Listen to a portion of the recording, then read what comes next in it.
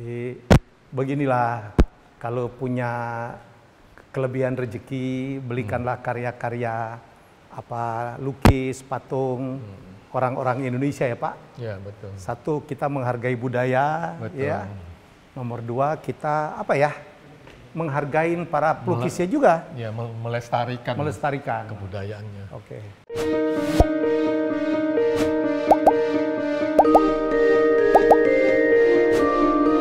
Ya, saya sekarang tiba di satu perumahan di kawasan Sentul, ya, dan saya mendapatkan undangan dari seseorang pengusaha yang luar biasa. Kita nggak banyak tahu siapa dia, tetapi beliau diam-diam sudah mengkoleksi lebih dari 1000 lukisan dan patung, ya, karya seniman-seniman patung dan lukis Indonesia, ya. Dan kita ingin menggali, ya, untuk teman-teman semua penonton Helmi Bicara, ya, bagaimana, kenapa ada kolektor yang demikian cintanya, dan kita harus berterima kasih pada orang-orang seperti ini yang memberikan penghargaan besar kepada seniman-seniman lukis Indonesia, ya. Nama beliau adalah EZ Halim. Sepada, terima kasih Pak. Welcome. Jadi di rumahnya. Iya.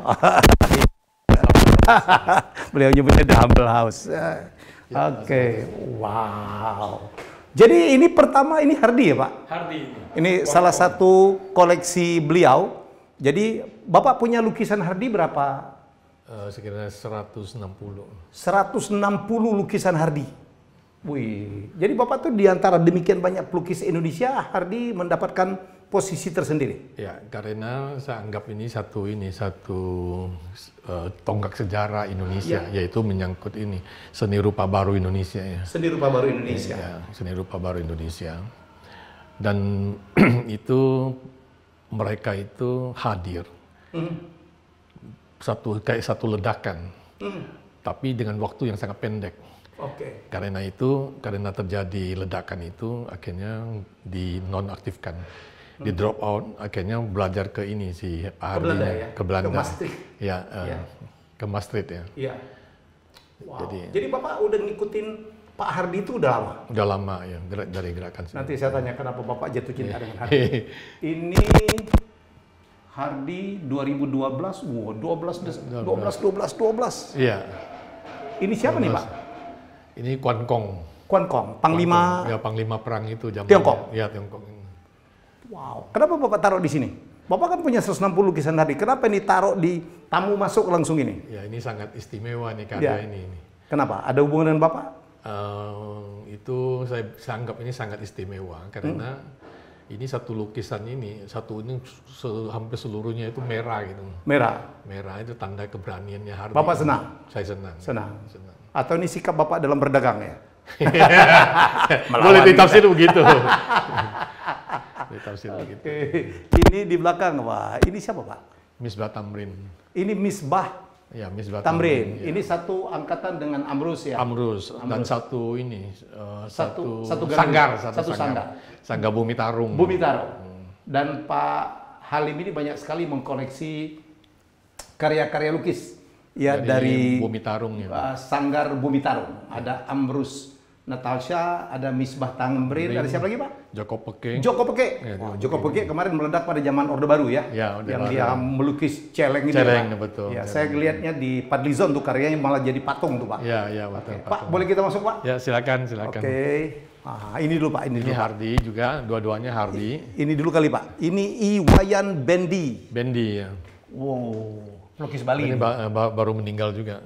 Ini kalau nggak salah, ini gaya lukisnya yang artis ya Pak ya? Ya, yang artis. Ya. Yang artis. Kalau nggak salah siapa pelukis Belanda yang ngajarin ini ya? Ari Smith atau siapa yang ngajarin ini? Kayaknya pernah belajar dengan Ari Smith. Dengan Ari Smith. Wow, Bapak koleksi luar biasa. Oke, dan ini yang kebanggaannya Pak Hardi. Ya. Ini dulu kali Pak ya? Ya. Ini ada leopard macam tutul. Ya, dan ini berwarna biru. Ya. Dan ini leopard ini sifatnya sangat unik. Dia itu berani. Terus? Justru saat malam gitu. Saat malam. Malam gitu. Kenapa Bapak ngambil filosofi dari situ? Pak Hardi yang ngambil filosofi dari sana ya. Kebetulan kita cocok, dia punya apa itu filosofinya itu. Filosofi. Dan secara estetika keren ya Pak ya? Ya. Kita memang kita kalau lihat lukisan bukan hanya semata-mata hanya visual tok gitu. Iya. Tapi kandungan maknanya. Maknanya. Dahsyat ya. Leopard warna-warni, colorful leopard ya. Dan Pak Hardi melukis beberapa leopard ya, ada yang pink, leopard ada merah. Ada merah. Bapak punya berapa leopardnya Pak Hardi? Leopard satu-satunya. Satu-satunya. Ada dua. Ya, oke. Baik. Kalau ini wayangnya. Ini juga, ini Pak Hardi juga. Ojo Dumeh, Sugeng, Rawu, apa nih? Kabegjan. Kabegjan, ya. Ini lihat nih. Beliau melukis wayang banyak banget. Ya. Semar ya. Ya. Beliau melukis Semar banyak banget. Banyak yang sekali. paling top Semar Super. Ya, Semar Super. Ada di sini Semar Supernya. Oh, ya gitu ya? Iya, karya koleksi ini. Pak Hardi itu kalau ini tuh yang bisu itu siapa namanya tuh pelukis ini? Siapa Pak? Aduh, saya lupa nih ini. Bisu. Oh, yang bisu itu yang satu ini pelukis bisu ini. Ya, saya nggak tahu Pak. Kalau bisa lupa. Nggak ada autografi lagi Pak. Oh, tapi keren ya. Ya. Jadi Pak Hardi itu ngasih judul itu keren ya. Jadi bukan Super Semar. Jadi Pak Harto di sininya apa Semar? Ya. Dia sebut bukan Super Semar, tapi Semar Super. Semar Super. Wah, saya tahu ini pasti Ambrus Natalsha. Ya, ini salah satu karya masterpiece-nya beliau yang udah masuk ini. Ya, paling besar ini. Saya punya 2 Ambrus Pak. Tapi lukisan. Ya. Dulu saya hampir beli yang perahu Nabi Nuhnya Ambrus. Saya bingung, taruh di rumahnya kecil Pak. Ya. Saya mau taruh dulu di TVRI, lobbynya pendek Pak. Ya. Dulu 1,8 kali ya. Ya. Aduh. Dan ini merupakan satu kesatuan. Ya. Jadi dia ada 4 pojok itu tempat-tempat yang dikunjungi. Tempat yang dikunjungi. Ya. Ini perahunya Cheng Ho. Atau Cheng Ho kita menyebutnya. Inilah kehebatan Ambrus Natalsha. Dia bermain dengan media kayu, ya. Beliau ini lengkap, seniman patung dan juga seniman lukis.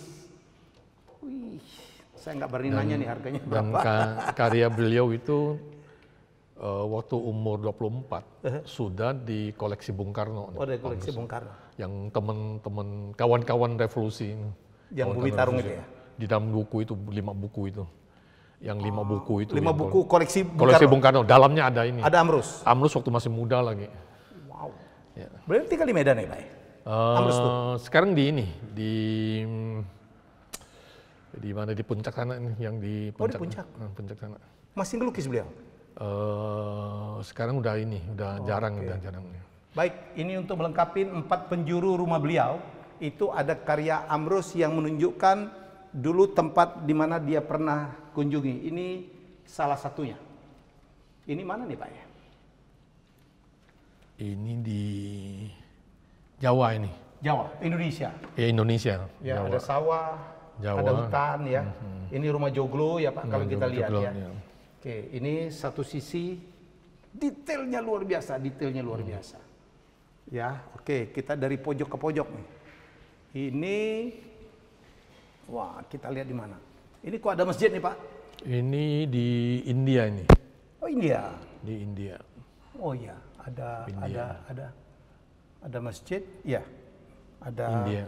Ini India. Ya? Ini India. Ada India. Oke.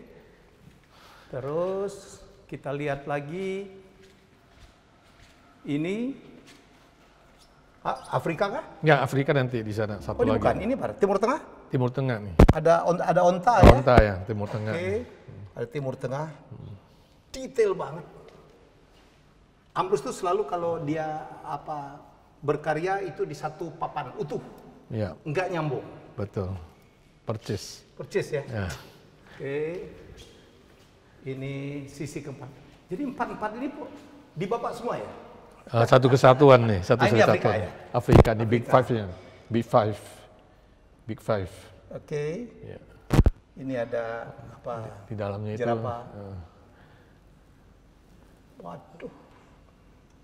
Bapak punya Ambrus berapa Pak? 100 lebih? Iya, 100 lebih. 100 lebih. Dan saya udah terbitkan bukunya juga nanti. Nanti ada di saya, Pak. Okay. Ya, ini banyak sekali nih Hardi. Hardi ya. Ini juga Hardi nih. Ini Hardi. Kini kita balik lagi sana. Ya, ini Joko Pekik ya Pak? Joko Pekik. Ya. Joko Pekik ini temannya Amrus Natalsya. Ya. Khas betul ya. Orangnya tuh begini nih. Ya. Ini Joko Pekik juga selalu seorang pelukis yang sangat kontroversial. Ya, ini juga Hardy. Ya. Gereja Katedral. Ya, katedral. Keren. Luar biasa. Ini apa nih Pak? Watercolor? Watercolor. Watercolor ya? Watercolor ya. Jadi beliau tuh akrilik jago, oil jago, watercolor jago. Ya, Sketch juga bagus Sketchnya yang luar biasa. Best ya. Ya. Apalagi dia sempat belajar di Belanda ya Pak? Ya, betul. Oke, kita kesini dulu kali Pak. Baru ke ini. Ini pelukis Malaysia nih. Oh, Malaysia. Gak kenal saya Pak. Pelukis Malaysia. Oke, kita ke sana dulu Pak. Nanti saya kepengen ke bawah tuh. Saya udah ngincer banyak sekali karya Amrus di sana yang keren-keren ya. Oke. Ini Hardy lagi? Bukan. Ini. Oh, Ike. Bukan, ini siapa itu si. Ike Pak. Ike Regik. Ike Regik. Regik itu ini banyak karyanya dikoleksi sama Bung Karno. Di dalam 5 buku Bung Karno itu masuk banyaknya. Oke, kita masuk ke ruangan berikutnya. Sebenarnya ini ruang peralihan ya. Ya, tangga menuju ke atas. Bapak menuju ke yang mana dulu? Atau ini dulu? Ini apa nih Pak? Ini siapa? Duat Mike. Duat Mike. Iya, Duat Mike. Duat Mike. Zaman Bali masih ini nih. Ini Hardy. Ini Hardy nih. Hardy. Ini keempat ini pelukis Indonesia tinggal di Amerika. Iya. Ya. Dia merupakan kritik tentang kebudayaan Ongki. Ongki. Ya, Ongki tentang kebudayaan China. Oh. Jadi itu kan itu kan di Mong ya, para biku ya. Para biku itu yang tentang ini, tentang laki anak hanya boleh satu. Hanya boleh satu. Kan hanya lelaki kan. Hanya boleh satu. Bapak dua anaknya. bukan ini indoktrinasi. Itu yang laki hanya satu. Oh, itu yang anak satu laki ya. Sama ini yang kakinya dikecilin. Kecilin ya. Dulu orang-orang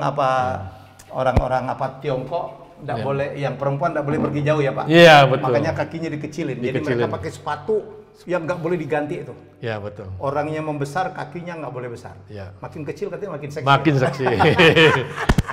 Kalau sekarang gue jari yang normal. Ini Hardy waktu diundang ke Jepang. Ke Jepang. Diundang ke Jepang. Ini juga watercolor on paper. Ya. Kuat banget ya. Ini pasti lagi-lagi adalah Amrus Natalsya. Oke. Ini siapa? Dolores? Bu Dolo? Enggak, bukan. Ini bukan Dolo. Saya nggak tahu namanya. Saking banyak ya. Beliau punya 1000 lebih. Ini Dolo. Oke. Ini Dolo. Ini pematung Indonesia salah satu yang terkemuka. Dwi Laksono. Oke. Dwi Laksono. Dwi Laksono. Ini gue suka nih. Ini lagi-lagi karya Amrus Natalsya. Ini maestro lah. Bayangin ya, dia pahat dulu habis itu dicat. Dan kayunya utuh walaupun ini pecah-pecah. Karena ini natural ya Pak ya? Ya, sangat ini. Itu dia punya tempat yang banyak itu, ya. Tempat-tempat ini. Detail. Saya jarang menemukan karya Amrus seperti ini Pak. Ya. Warnanya hijau gitu. Ya. Bapak punya Amrus lebih dari 100 Amrus doang? Ya, Amrus doang. Kenapa Bapak suka Amrus? Saya suka ini pelukis sejarah. Yang ada nggak sekedar lewat gitu ya? Ya, yang hanya sekedar keindahan semata ya kan. Tapi punya pesan-pesan ini. Punya sejarah ini bangsanya. Nggak hanya sekedar estetika yang dikejar ya? Jadi estetika dan harus artistik dan harus punya sejarah. Ada meaning di dalamnya. Ada meaning dalamnya. Ada background. Iya betul. Makanya Bapak itu isi yang paling penting. Senang dengan Hardy juga ya Pak? Iya. Jadi kalau hanya isi tok itu nggak cukup. Nggak cukup. Tapi kalau misalnya pelukis itu punya dua-duanya. Keren. Ya kan? Ya. Jadi dia tidak sekedar indah, punya isi, itu yang luar biasa. Estetika, indah, nggak ada isi juga nggak ada gunanya. Kurang lah, bukan nggak ada gunanya. Wow. Ini Amrus lagi nih, ini Amrus. Ya, Amrus ya. Ini gue suka banget nih, Amrus. Amrus Natalsya. Detail ya Pak. Saya nggak kebayang loh, dia mahatnya satu-satu ya. Dan orangnya nggak ada yang sama ya. Ya, nggak ada yang sama tuh, Ya. gerak-geriknya semua itunya. Ini lagi nih, ini Ambrus juga. Ambrus juga. Ambrus Natalsha. Wah, pengen Pak saya ketemu. Ternyata orangnya di Jakarta ya? Ya. Hmm. Di Dago. Dago. Ya, Dago. Di Puncak? Ah, Bukan Dago Bandung? Bukan, yang di Puncak. Oh, Dago Pakar ya? Bukan ya? Bukan juga ya? Yang di Pakan itu ada ini. Oh. Nah, ini salah satu yang saya sangat suka. Ini Karena koleksi Ambrus yang kesukaan dari Pak Halim. Ya waktu saya ke Tulung Agung, pemiliknya kan dia kan ada tambang marmer. marmer. Oke. Dia suguhin semua makanan kok semua seafood gitu. Terus? Terus saya tanya dia, kok di gunung kok sajinya kok semua seafood? Oh, di baliknya itu ada ini, Pantai Popo.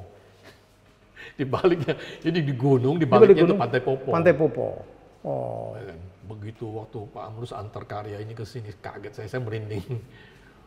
Kebetulan banget. Ya, kebetulan sekali, di mana itu di satu pantai, di gunung, di baliknya kan ada pantai. Ini dia. Pantai. Detail, waduh. Dan bukan hanya detailnya, sampai dia punya dimensinya juga ini. Dapat banget ya. Besar kan? Makin besar, makin kecil. Bener ya, dimensinya ya. Dimensinya. Ya, kebayang ya, proses berkreasinya seorang Ambrus. Dapat bahan, kemudian dia mikir mau dijadiin apa, terus dia eksekusi, jadinya seperti ini. Dan beliau itu dikenal itu tidak hanya karena namanya gitu. Ya. Jadi waktu dia mau pameran di universitas, di kampusnya pada zamannya itu, Bung Karno begitu lihat kaget langsung tunjuk karya Langsung itu. tunjuk. Itu kenapa? Dia masih mahasiswa, ya kan? Masih mahasiswa kelas 2 waktu itu. Tapi karya dia itu bisa ini, shocking orang gitu. Iya Pak. Jadi Karena dia umur 24, karya dia itu yang sudah diperhatikan Bung Karno. Masuk ke ini. Ya, dia nggak cuma matung, nggak cuma ngelukis, gabungan dari itu. Ya, ini siapa Pak? Hendra. Ini enggak, ini sih enggak ini. Kalau tokoh-tokohnya kayaknya Hendra nih Pak ya. Ya, tokoh Hendra. Ya, tapi ini yang Jadi bukan. perempuan monyong berdada besar itu Hendra Gunawan. Kita kemana lagi nih Pak Halim? Ya. Jadi beginilah, kalau punya kelebihan rezeki, belikanlah karya-karya apa, lukis, patung orang-orang Indonesia ya Pak. Ya, betul. Satu, kita menghargai budaya, Betul. ya. Nomor dua, kita apa ya, menghargai para pelukisnya juga. Ya, melestarikan Kebudayaannya. kebudayaannya. Oke. Kalau Ini siapa? Pak? Harlim ini. Harlim. Ya. Saya terus terang agak nggak kenal nih dengan beliau Pak. Oh, dia dari Bandung. Bandung. Ya, cukup terkenal juga beliau. Ya. Saya kalau Bandung tuh Jehan, Barli, ya, Sri Hadi apa ya? Ya. Bandung. Kalau dia mungkin setingkat sama Jehan. Oh, iya. Intinya seangkatan dengan Jehan. Ade Pirous ya, itu di apa dari Bandung tuh cukup banyak. Ya, saya pernah koleksi Jehan Pak. Saya taruh di rumah, anak saya yang kecil, Pak nggak mau, dia ketakutan karena matanya hitam. Ini salah satu kelemahan pelukis Indonesia. Ya. Begitu ketemu sesuatu yang bisa sellable, Ya. dia berhenti untuk cari. Padahal Itu yang kelemahan. harus cari terus ya. Cari terus. Kamu lihat, salah satu itu Pak Ambrus begini, dia nggak pernah dipuji sini dia tinggalin, puji sana tinggalin. Jadi karya beliau itu berkembang terus. Ya kan? Umpamanya dia ketemu Pecinan, ya kan? Pecinan memproduksi terus. Tapi habis Pecinan dia lompat lagi. Ya kan? Iya, Pak Hardi juga gitu ya Pak ya? Ya, Pertama dia ngelukis kelenteng gitu. Kelenteng, banyak jadi banget. artinya dia nggak pernah berhenti. Iya. Ya kan? Itu Sekarang kayak di Cungko itu yang ini, Lili Kuancung kan. Wu Kuancung juga sama. Ya. Jadi mereka nggak pernah berhenti untuk ini. Memang eksplorasinya ujian itu kadang-kadang meninabobokkan ya Pak ya? Meninabobokkan. Pak Hardi sekarang bayangin dari kelenteng sekarang ngelukis Ka'bah, banyak banget. Ka'bahnya mungkin ada 40-an. Udah 40 lebih gitu. Bapak ada yang beli Ka'bah? Ka'bahnya ada. Banyak? Ada. Enggak, satu aja. Satu aja. Nah, ini juga, ini Ini siapa? Ini Tio Chai. Hah? Tio Chai. Oh, pelukis mana nih Pak? Indonesia. Sekarang udah balik Indonesia juga sekarang. Tapi aneh ya ininya ya. Ya, sangat ini. Warnanya gitu ya. Oh, sangat apa istilahnya, sekarang cukup terkenal dia. Dan orangnya hitam gitu Pak ya. Ya. Maksudnya di ini kan, di Afrika kan. Afrika ya. Oke. Ini Hardy. Ini Jirna. Oh dia juga? Jirna. Jirna. Imade Jirna kalau nggak salah ya. Ya, Imade ini Jirna. pelukis Bali.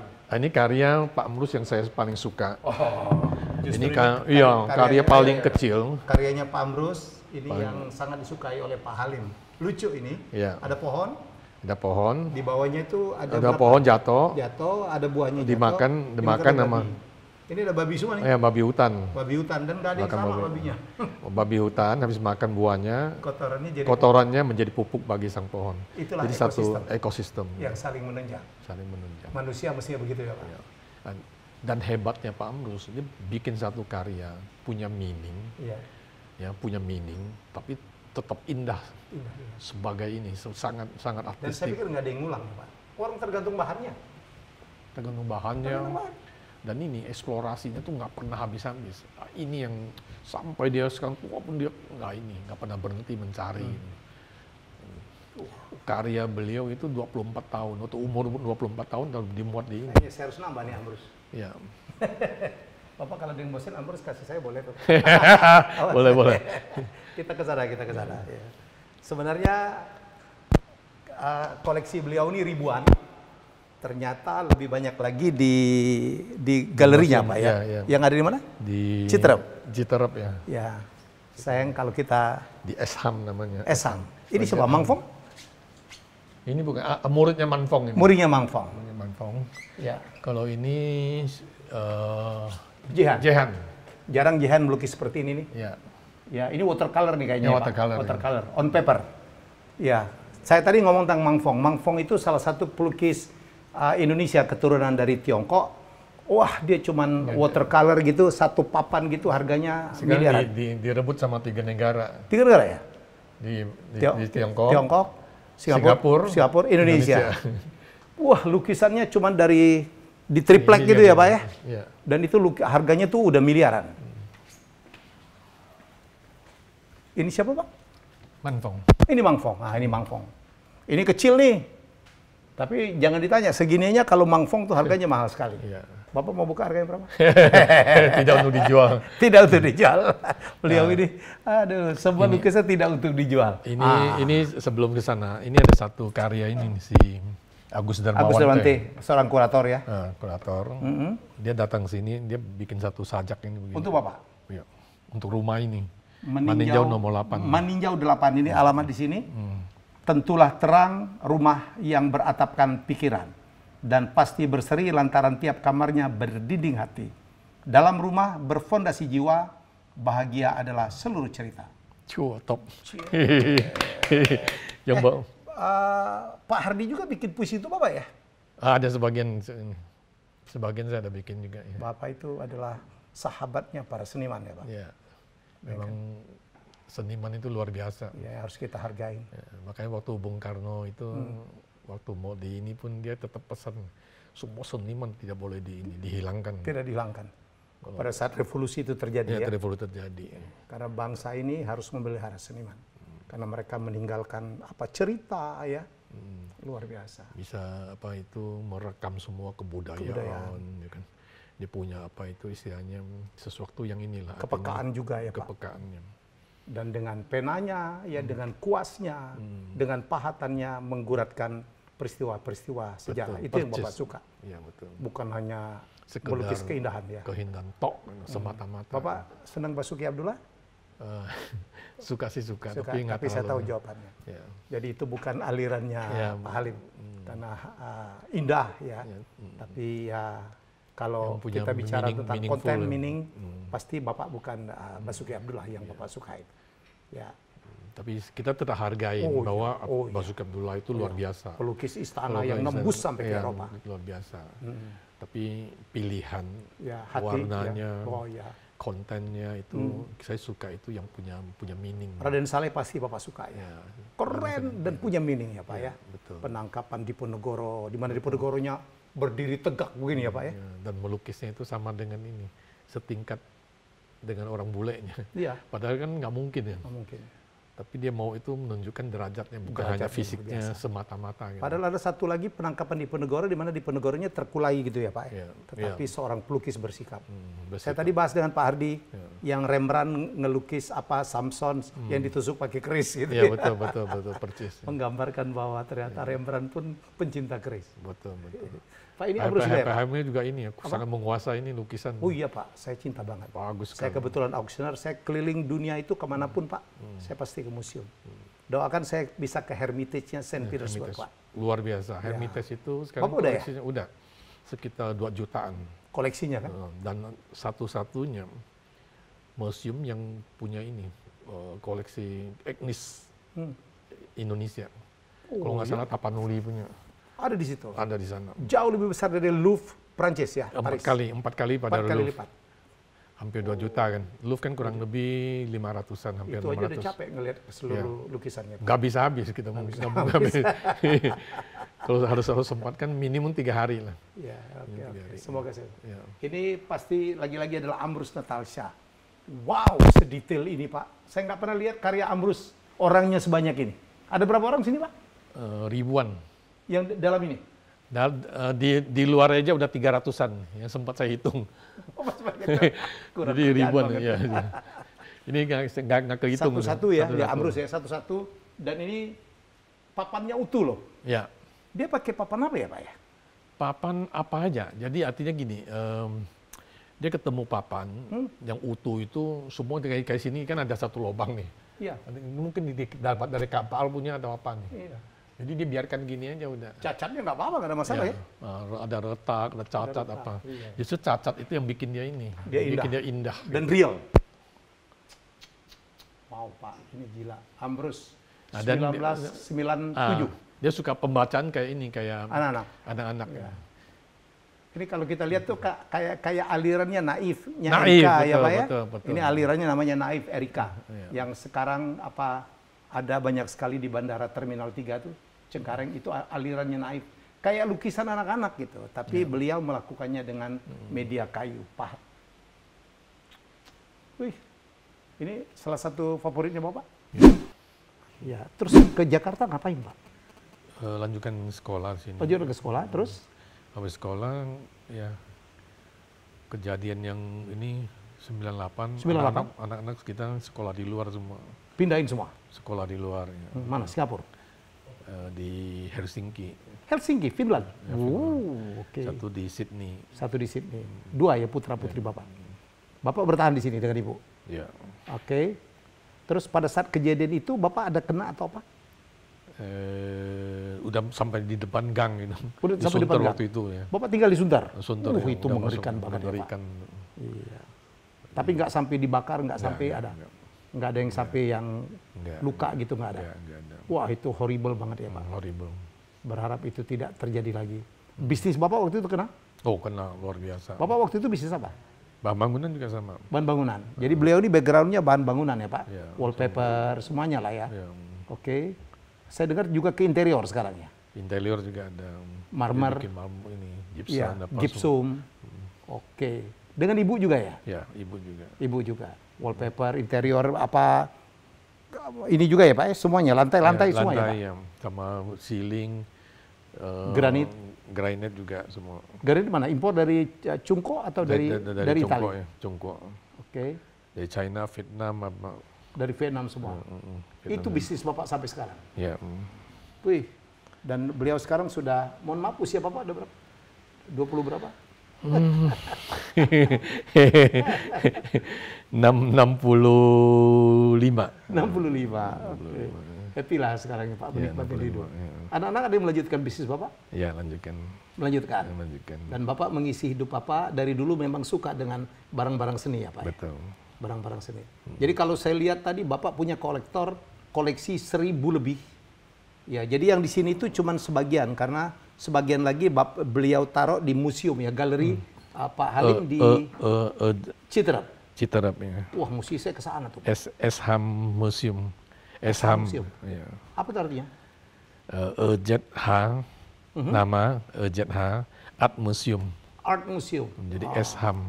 Esham Museum. Esham Museum. Ya, nama beliau ini adalah EZ Halim. Ya. E-nya Eugenius, Zulkifli Halim. Ya. Jadinya kayak gini, topper. Saya banyak bertemu dengan orang-orang hebat, orang-orang sukses, orang-orang kaya, tapi Pak Halim ini one of a kind. Cintanya beliau terhadap barang-barang seni. Tadi saya mewawancarain Pak Hardi, dia bilang, waduh Pak Halim itu banyak sekali menolong saya gitu. Jadi dari pengakuan Pak Halim dan juga Pak Hardi, beliau mengkoleksi 160-an ya, karya Hardi, lebih dari 100 Ambrus Natalsha, ya, dan kemudian dengan teman-temannya Pak ya, Joko Pekeng, ya, si Misbah Tamrin, dan lain-lain. Ya Bapak pegang semua ya. Kenapa Bapak kok cinta dengan apa barang-barang seni Pak? Seni itu bisa mencerahkan jiwa. Bisa mencerahkan jiwa. Pencerahan jiwa. Kedua, seni itu paling jujur. Paling jujur. Artinya, kalau misalnya kita bicara politik, apalagi bicara politik kekuasaan, ya kan, itu tahu sendiri. Nah. Tapi kalau misalnya seorang seniman, dia punya kepekaan, kehalusan budi, ya kan, itu yang abadi. Gitu. Makanya nggak heran itu kayak si Ambrus Natalsha, ya kan, teman-teman juga banyak orang ini. Banyak orang Chinese, ya kan? Dan karya-karya beliau itu luar biasa, luar biasa dan pengertian itu semua bermakna punya, bermakna, tapi tidak semata-mata mendeliver meaning gitu, tapi secara artistik sama estetika selesai gitu. Nah, si Kasih Hardi juga sama, kayak Hardi itu seorang ini pelopor, perintis. Itu gerakan seni rupa baru. Zaman itu semua dipecat waktu itu. Dipecat. Dari Asri. Akhirnya beliau lanjutkan sekolah di Belanda. Nah, di Belanda. Jadi sebelum berangkat itu beliau kan ada pameran itu yang Presiden RI. 2001. Itu setelah pulang? Sebelum berangkat. Bukan setelah pulang, Pak. Dia setelah pulang tuh. Oh, setelah pulang ya, setelah pulang. Jadi setelah pulang. Itu tambah kiri dia. Tambah kiri, ya. Setelah pulang. Bikin pameran itu. Instalasi. Iya, ditangkap. Itu luar biasanya begini. Ini apakah satu klinik atau gimana? Satu kebetulan. Presiden RI 2001. Waktu itu dia kan pakai bajunya Bung Karno. Bajunya Bung Karno mestinya itu waktu itu mestinya Bu Mega yang naik pada tahun 1999.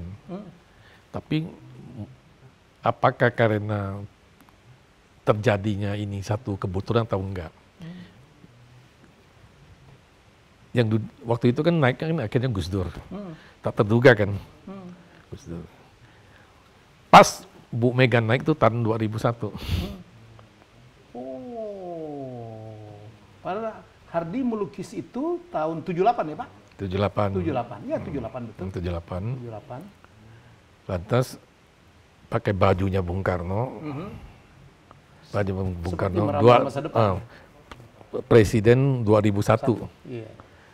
2001. Bu Mega waktu itu mestinya naiknya 1999, tapi diselingi sama Gus Dur yang tak terduga waktu itu. Dan kembali ke Bu Mega itu tahun 2001. Ini saya nggak tahu ini apakah ada unsur-unsur kliniknya. Jadi saya lihat Bapak itu mengkoleksi karya-karya orang yang punya value ya. Nggak sekedar mengejar keindahan sebuah karya aja ya Pak. Bapak senang dengan Ambrus, Joko Pekik ya, kemudian juga Hardi. Jadi itu ya Pak. Pak, banyak orang mengatakan lukisan itu investasi. Bapak nggak bermaksud gitu ya? Karena harga lukisan selalu naik. Investasi, tapi tidak dalam pengertian financially, tapi investasi sebagai budaya. Jadi saya mengoleksi karya itu tidak itu melihat ini untuk investasi dan bentuk Enggak finansial. lihat itu. Enggak. Tapi saya melihatnya justru sebagai ini investasi sosial, Iya. investasi sebagai sejarah. Gitu. Nah, itu yang sih kita ini. Gitu. Nggak ada niat. Kalau itu banyak kolektor tuh yang goreng-goreng tuh Pak. Dibeli-beliin, dinaikin harganya baru jual. Enggak. Enggak. Saya malah sampai sekarang hampir nggak pernah jual lukisan. Tapi value pasti naik. Ya. Saya kita lebih pentingkan itu Menghargai ya. value-nya, penghargaan kita terhadap karya-karya mereka itu, passion mereka, Ya. merekam sejarah, ya kan, bangsanya gitu. Itu yang mungkin yang saya lebih tertarik ke sananya. Pak, nanti mohon maaf nih Pak, bukan mendahului. Nanti akan diwariskan ke siapa Pak? Koleksi-koleksi Bapak yang luar biasa ini. Ya mungkin anak cucu kita nanti. Anaknya udah mulai suka lukisan juga? Suka juga. Ibu iya ya? Ya ibunya. Luar biasa. Jadi kita itu apa istilahnya tidak melihat itu hanya mahal di lelang gitu loh. Enggak begitu. Ya kebetulan Amrus sekarang mahal. Ya kan? Sekarang mahal ya? Ya kan? Atau di Joko Pekik ya kan? Oh iya. Atau siapapun lah. Artinya kita koleksi itu betul-betul yang menurut kita itu sangat mempunyai nilai sejarah. Ya, sejarah. Itu yang kita pentingkan. Jadi legacy Bapak di situ legacy. Ya? Yang jelas Bapak adalah orang yang sudah berkontribusi di Republik ini adalah menjaga barang-barang ya, koleksi-koleksi karya-karya dari seniman-seniman hebat Indonesia ya Pak. Ya. Kalau saya ngitung, saya akuntan Pak, cepet banget punya 1000, kali sekian gitu. Bapak habiskan untuk mengkoleksi aja. Gitu. Tapi happy ya Pak ya? Happy. Ya. Saya bilang ya, orang kaya boleh aja punya deposito 50 miliar. Kan sertifikatnya nggak bisa dipajang ya Pak ya? Iya. Kalau ini Bapak nikmatin, tunjukin ke orang ya Pak. Nilainya naik terus. Begitu ya Pak? Ini kalau harga naik terus, itu sih satu hal. Itu hanya by produk ya. Kita lebih pentingkan di nilainya. Dinilai ya. Bukan di harga tok. Gitu. Museumnya boleh untuk umum Pak? Kita memang terbatas. Terbatas. Kalau bisa by appointment kita ini. Suatu saat saya ke sana ya Pak? Boleh. Welcome, sangat welcome. Welcome banget. Ya, terima kasih. Bapak sendiri bisa ngelukis? Istri yang bisa lukis. Oh gitu. Yeah. Bapak beli juga? Apa? Lukisan Ibu? Enggak, malah dikasih. Ada dipajang juga, ada, pastilah ya. Ada. Sekarang Tantowi Pak ngelukis Pak. Oh ya, kemarin dia bikin pameran di Wellington. Saya tahu dari kecil dia suka ngelukis. Kalau saya kuatnya di sastra ya, dia di seni rupa. Saya lukisnya jelek banget. Sekarang dia serius ngelukis Pak. Kemarin pameran di Wellington. Di Wellington. Saya bilang cepet pulang sini, nanti kita lelang untuk amal ya kan Pak. Betul. Sekali-sekali. Kasihan juga Pak, banyak orang yang membutuhkan gitu. Kalau suka nulis di ini, di sastra apa? Enggak, saya nulis buku sekarang, buku-buku. Saya baru nulis lagi buku tentang bagaimana saya mentransformasi TVRI. Lebih kepada buku manajemen Pak. Buku manajemen, saya pikir gitulah. Kalau ya, sastra dulu Pak, saya pernah bikin novel, pernah jadi film gitu. Udahlah gitu. Saya sekarang lebih banyak menjadi advisor bisnis. Saya CEO 2 perusahaan, jadi saya sharing banyak hal, jadi public speaker. Iya, bagus. Ya enak lah Pak. Memang hidup itu harus punya ini, punya arti. Iya, punya purpose, punya meaning. Iya betul. Soalnya banyak orang kan kalau hidup dia itu nggak tinggalkan legacy gitu. Iya, legacy. Insya Allah kita punya legacy, Bapak punya legacy. Ya. Sebagai orang yang sangat menghargai kesenian, sangat menghargai yang kesenian budaya. Juga ini kita sangat ini. Saya konsentrasi di lokal punya. Ya. Lokal. Ya. Bapak nggak ada ya karya-karya orang asing, nggak ada ya? Asing ada 1-2 aja. 1-2 aja. Banyak, ya, tapi nggak terlalu dominan ya. Nggak dominan. Pak, apa rahasia sukses Bapak apa ya? Sehingga menjadi ya sekaya ini sekarang. Oh, ini bukan sekaya ini, artinya gini. Kita itu bekerja itu ini, jangan melihat uangnya itu sendiri. Ya. Kita bekerja aja dengan ini, dengan passion kita. Dengan passion. Passion Bapak apa? Ya tentang ini, tentang kita umpamanya hidup itu jangan hanya kejar uang semata-mata. Oke. Kalau bisa uang yang kejar kita, bukan kita yang kerja uang.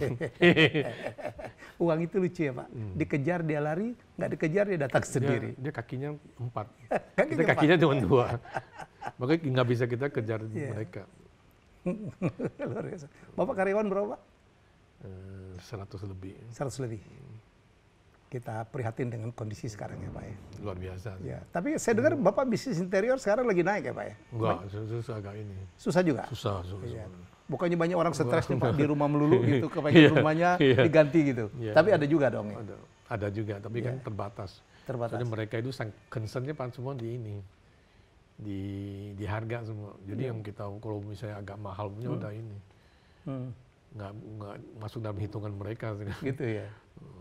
Yang penting tapi jalan ya. Sekarang kayak umpamanya di fashion juga sama. Cuman kalau yang namanya brand-brand kayak branded ya. Branded udah out semua. Ada branded tapi branded yang sekarang murah pun yang baru. Ya kan. Tapi di hal-hal tertentu Pak, kejadiannya beda loh Pak. Saya kemarin ke satu mall, saya masuk ke toko jam yang mahal Pak, habis.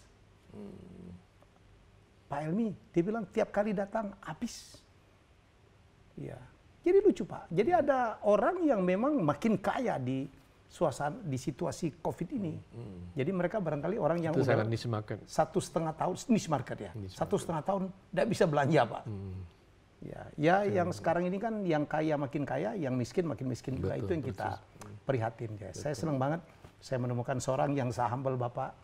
Ya jadi tadi WA Pak, saya udah tinggal 5 menit lagi Bapak bilang selamat datang di my humble house. Humble-nya segini, men. You are so humble, Pak. Dulu orang tua Bapak dari keluarga yang sangat sederhana. Sangat sederhana. Dulu ayahnya apa kerjanya, Pak? Kerja sama profesional, sudah itu masa tuanya juga ini usaha kecil sendiri. Usaha kecil. Bapak sudah membuktikan seperti ini. Ya, Pak, barangkali ada closing statement bisa sharing sesuatu apa mutiara kehidupan Bapak atau apa, silakan. Saya pikir hidup itu kita jangan semata-mata mengejar materi tok gitu. Justru yang paling penting harus mempunyai nilai. Ya, value yang paling penting. Itu yang abadi gitu. Jadi jangan menjadi orang hidup menjadi binatang yang ekonomi gitu. Binatang ya. Harus punya ini gitu. Dan kita lihat semua negara yang makin beradab, makin ini, semakin penghargaan terhadap seni, kebudayaan, semakin ini. Kita lihat mungkin Pak Helmi kan sering lihat di museum. Museum apa? Mereka itu nggak ada itu museum tentang militeri apa semua. Semua menyangkut ini keindahan, budaya, ya kan. Itu yang ditonjolkan, bukan militeristiknya. Gitu. Ya kan. Oke. Jadi saya pikir itu yang paling penting. Paling penting. Bahwa hidup harus punya meanings. Hidup harus punya values. Betul. Hidup harus punya purpose ya Pak ya. Pak Halim, terima kasih sudah menerima saya. Juga, saya belajar banyak. Semoga saya ketularan kayak Pak Halim. Sama-sama saya juga bisa ketularan ya. Jadi kalau ada koleksi udah bosan, Bapak tinggal telepon saya Pak Helmi.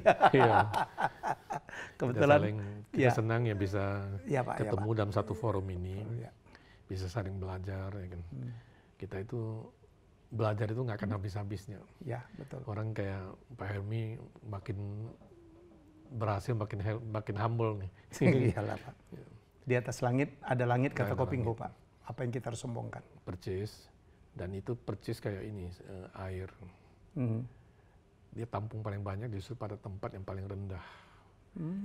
Air selalu mengalir ke tempat yang paling rendah. Saya ulangi ya, pakailah filosofi air. Menampung paling banyak justru di tempat yang paling rendah. Jadi orang itu makin humble, sebenarnya makin banyak dapatnya ya Pak ya. Luar biasa. Baik, terima kasih Pak Halim. Terima kasih ya. Pak Helmi. Ya, itulah wawancara saya dengan seorang kolektor yang very humble, seorang yang sangat sukses ya, yang saya kenal dari Pak Hardi. Saya kaget, Pak Hardi siapa yang mengkoleksi paling banyak lukisan Pak Hardi? Pak Hardi itu adalah seorang pelukis yang luar biasa dan dia bilang Mas Helmi harus ke Pak Halim. Saya WA beliau langsung disambut baik, Pak, saya mau datang, saya mau belajar banyak hal dan saya mau lihat koleksi-koleksi Bapak. Luar biasa. Beliau tidak sembarang mengkoleksi lukisan dan patung. Semua harus punya meaning. Hari ini kita full dengan filosofi bahwa hidup itu harus punya arti. Jangan sembarangan, jangan asal hidup ya Pak. Ya. Ya, hidup cuma sekali. Oleh karena itu buatlah sesuatu kehidupan yang berarti minimal untuk orang lain dan juga untuk diri sendiri. Kita jumpa lagi dengan tamu saya selanjutnya. Bye-bye.